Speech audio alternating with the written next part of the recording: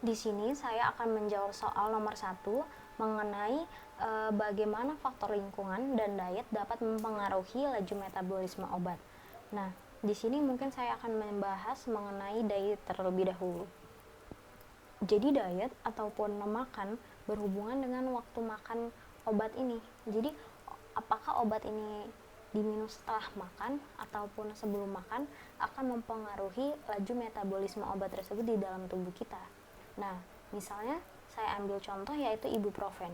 Ibuprofen dalam buku, maksudnya eh, di dalam belakang resepnya itu tertulis bahwa ibuprofen diminum setelah makan. Kenapa? Karena ibuprofen ini bersifat asam ataupun polar, sehingga untuk mampu menembus membran harus bersifat polar juga. Nah, ibuprofen ini diserapnya di lambung, maka dari itu lambung itu harus dalam keadaan polar juga. Nah, kapan ketika lambung bersifat polar itu ketika kita ataupun tubuh mengkonsumsi makanan. Setelah itu akan menghasilkan lambung itu akan bersifat polar. Oleh karena itu, ketika sesama polar, mereka akan bisa menembus membran tersebut. Nah, bagaimana jika kita minumnya sebelum makan? Nah, karena itu membran maksudnya senyawanya tidak bisa menembus membran. Oleh karena itu seharusnya ibuprofen memang diminum setelah makan. Kalau dia tidak bisa menembus membran, tentunya laju metabolisme obat di dalam tubuhnya akan terhambat.